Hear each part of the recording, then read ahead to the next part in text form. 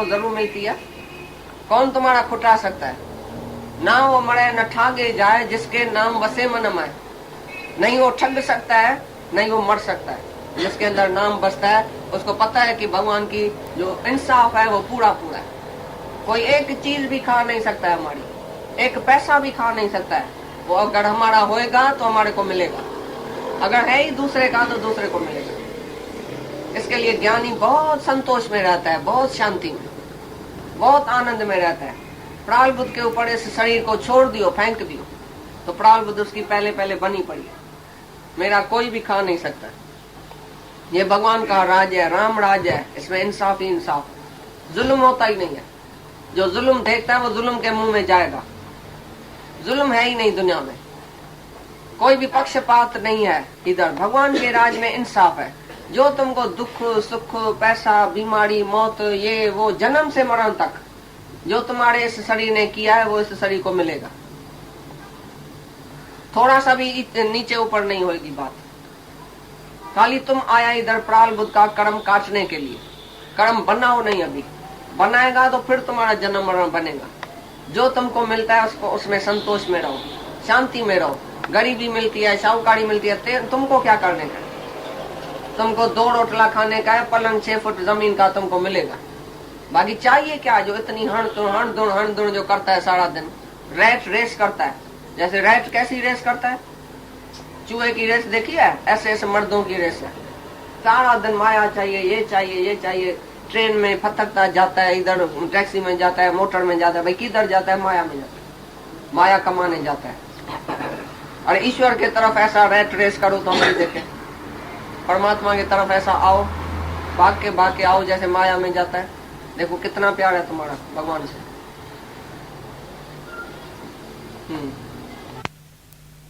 भाई कुछ भी भोग पदार्थ तो सुख मेरे को नहीं चाहिए। और जीत लिया है अंतःकरण जिसने, मन बुद्धि चित्त अहंकार जिसने जीत लिया है। मन इंद्रियों के ऊपर राज्य करता है। बस में किया है जिसने मन और इंद्रियां। और सब जो भी भोग दुनिया का है वो मिथ्या समझा है जिसने। भाई कुछ भी नहीं है, कौवा के विष्ठा के समान मिथ्या है सब 3 लोक का राज। जो ना भवन जाके तुमको मिले तो भी तुम दुखी होके मरेगा। जैसे अभी दुखी है ना, तैसा ही दुखी होएगा, और भी जास्ती दुखी होएगा। जितना जास्ती मिलेगा उतना जास्ती चिंता। Uneasy lies the head that wears the crown. जिसके मत्थे में सिर पर क्राउन है ना, वो इतना अनईजी है, इतना अनईजी है। जो तुम भी इतना अनईजी नहीं है। तुमको भी इतनी चिंता नहीं है जितनी राजा को।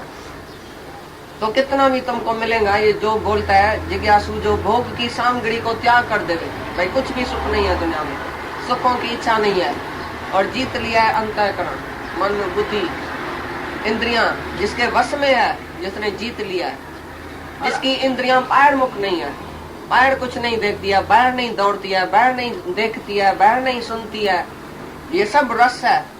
पैर देखना, पैर सुनना, किसका शब्द सुनना, किसको स्पर्श करना, किसका रस, जुबान का रस, बोलने का रस, खाने का रस, सब जो भी रस है इंद्रियों का जिसने छोड़ दिया है। जिसकी इंद्रियां बाहर मुख नहीं है, बाहर नहीं भागती है, जो अंतर्मुख है। अंतर्मुखी सताई सुखी, बाहर मुखी सताई दुखी। तो जो इंद्रियों को मन को वश में करता है वो कर्म करता हुआ, माना बाकी जो शरीर निर्वाह के लिए थोड़ा सा कर्म करता है उसमें वो पाप नहीं करता है। वो चाहे कुछ भी कर्म नहीं करे, खाली उसका शरीर निर्वाह के लिए जो थोड़ा सा कर्म बचा है वो करे तो भी पापी नहीं है। उसको तुम नहीं बोलेगा तुमने ऐसा क्यों नहीं किया, फर्ज क्यों नहीं किया, ड्यूटी नहीं किया, धर्म नहीं किया, सत्कर्म नहीं किया, दान नहीं किया, पुण्य नहीं किया। अरे भोगों की सामग्री जिसने त्याग दिया है और मन इंद्रियों को वश में किया, उसको बाकी क्या करने का? सब कुछ उसने कर दिया, अभी कुछ भी करने का नहीं है। उसको अभी पाप पुण्य लगेगा ही नहीं। चाहे कुछ भी नहीं करे तो भी उसके लिए पाप नहीं है। खाली शरीर निर्वाह के लिए वो बचता है, रहता है। जो शरीर का ऑटोमेटिकली निर्वाह है, नित्य नैम तक कर्म, खाली वो ही बचता है ज्ञानी के लिए। तो भी वो पाप का भागी नहीं है कि तुम ऐसा क्यों नहीं करता है, सत्कर्म क्यों नहीं किया, फर्ज ड्यूटी क्यों नहीं किया, वर्ण आश्रम का धर्म पूरा क्यों नहीं किया, दान पुण्य क्यों नहीं किया, मंदिर ठिकाने में क्यों नहीं गया, शुभ कर्म क्यों नहीं किया। चाहे नहीं भी करे तो भी पाप का भागी नहीं है वो ज्ञानी, जिसने सारी दुनिया को छोड़ दिया है, सभी भोगों को सुख को लात लगाई है, माया का पति होके बैठा है, मन इंद्रियों का राजा होके बैठा है। उसको कुछ भी करने के लिए बाकी शेष नहीं है।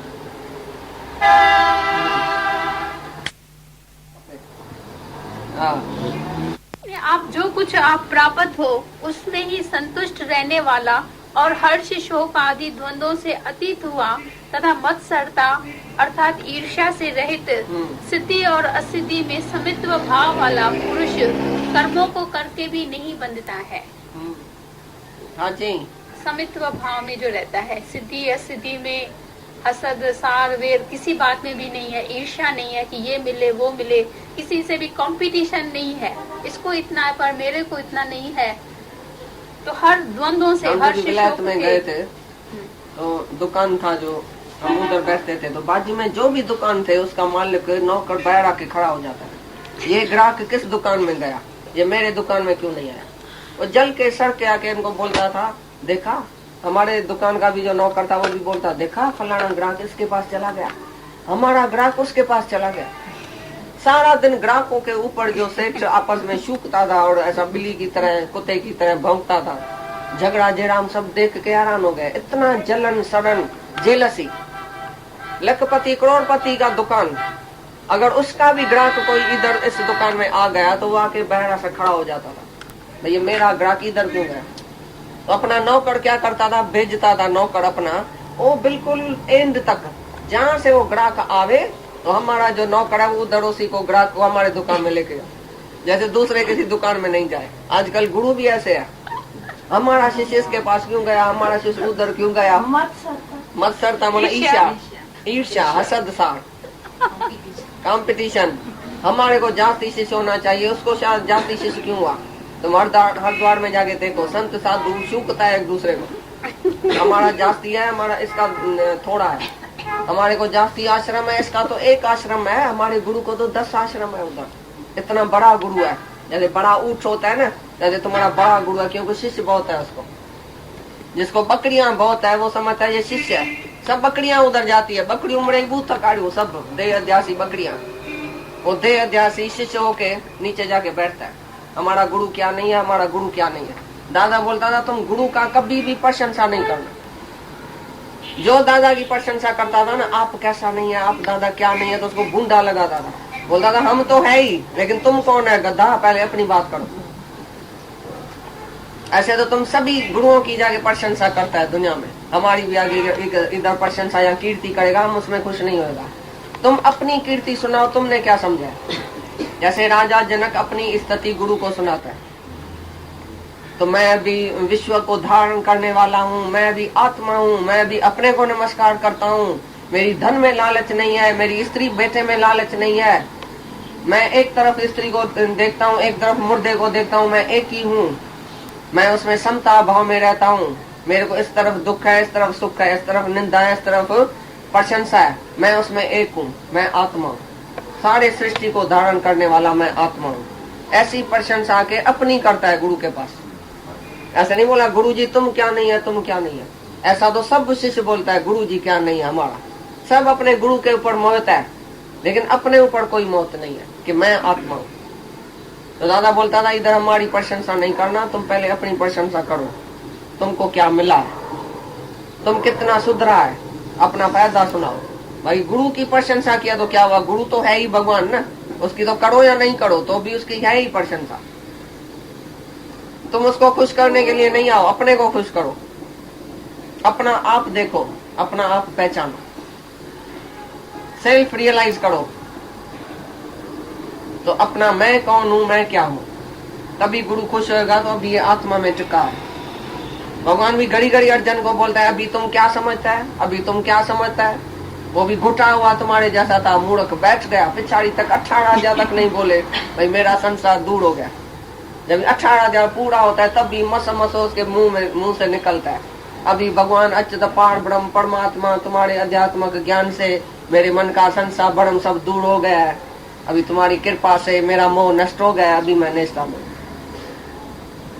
तभी अर्जुन की बात सुन के कृष्ण को खुशी आई है, तभी गीता बंद किया है, बोला अभी इस मेरा काम पूरा हो गया, ये आत्मा में टिक गया, मेरा काम खलास पूरा हो गया। तब तक भगवान को कितना बोलना पड़ा, कितनी तकलीफ उसने दिया अर्जुन ने।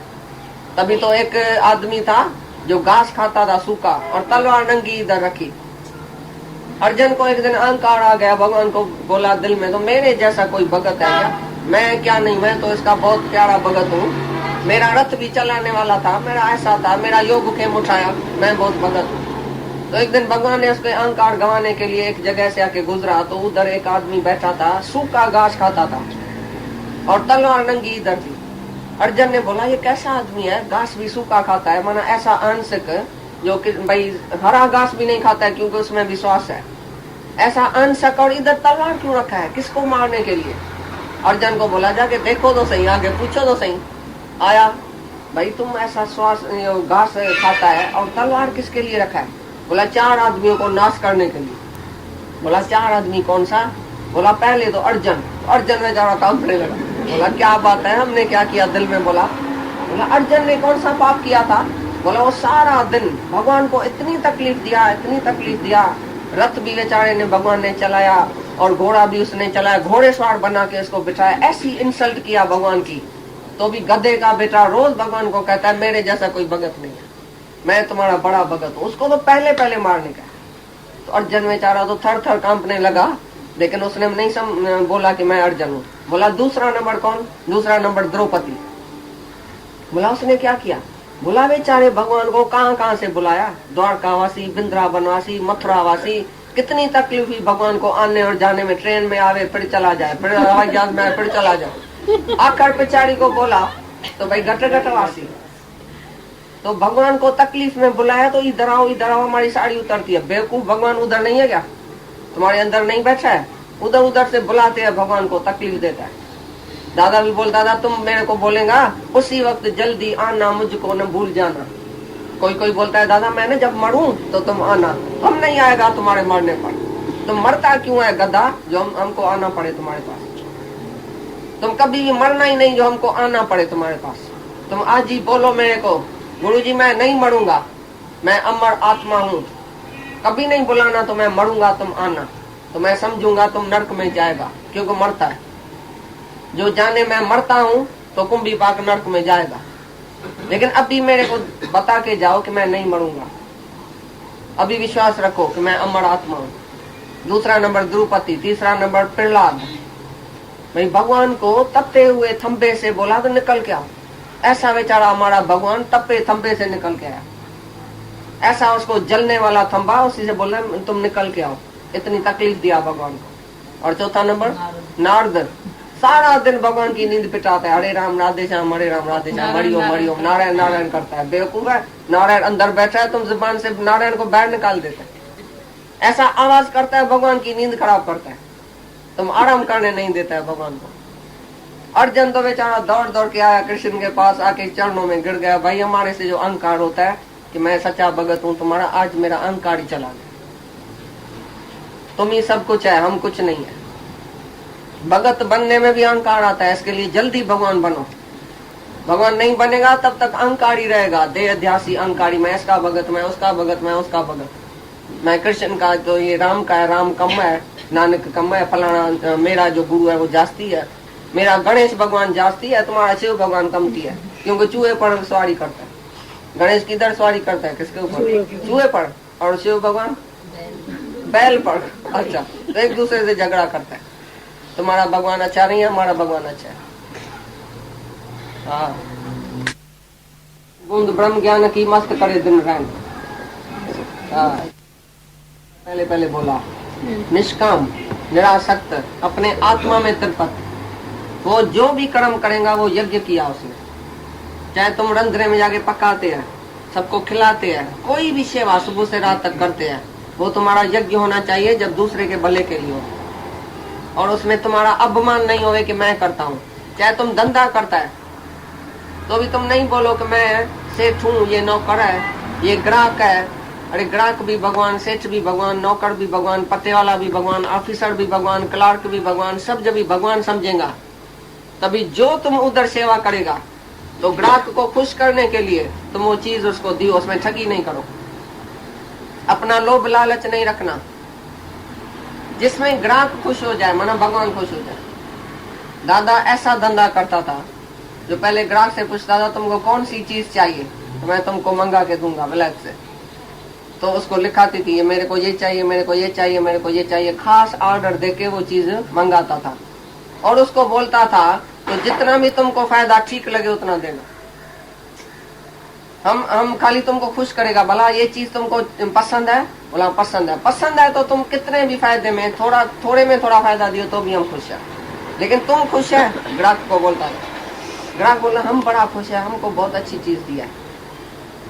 तो बस वो पैसा रख के जाती थी, लेकिन वो इतना 10 गुना ऊपर फायदा, ये फायदा वो फायदा नहीं लेता है।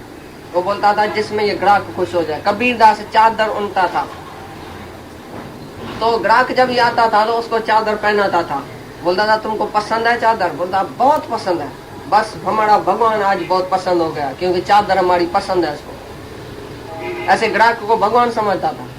ऐसा नहीं गला काटने के लिए रात दिन बैठा था तो बस ये आवे कैसे इसका गला काटे, कैसे इसको जूठा देके चीज और सच्चा पैसा ले। ये जो सेल करता है ना इधर सेल, तो तुम जाते हैं सेल करने, सेल भाई इधर है तो सस्ता ये मिलता है माल, लेकिन अंदर फटा पड़ा है वो सेल, पिटा पड़ा है, फटा पड़ा है माल। मेरे उसको देने का है, तुमको निकालने का है माल, तो सेल करके और तुम्हारे से फायदा लेता है। ऐसी तरह से तुम धंधा करो, चाहे घर में पकाओ, चाहे घर में कौन सा भी सारे दिन में कर्म करो, तो यज्ञ सहित कर्म करना। वरना अपने को पहले आत्मा देखना, और सामने वाला भी आत्मा है, चीज भी आत्मा है। ये यज्ञ बताएगा आगे चल के ब्रह्म, भाई डाल हवन भी ब्रह्म, चावल भी ब्रह्म, तिल भी ब्रह्म, डालने वाला भी ब्रह्म, जो फल निकलता है वो भी ब्रह्म, सब अर्पण भी ब्रह्म। तो माना तुम जो भी कर्म करता है, किसको देता है लेता है, वो ब्रह्म है। ऐसा यज्ञ सहित जो कर्म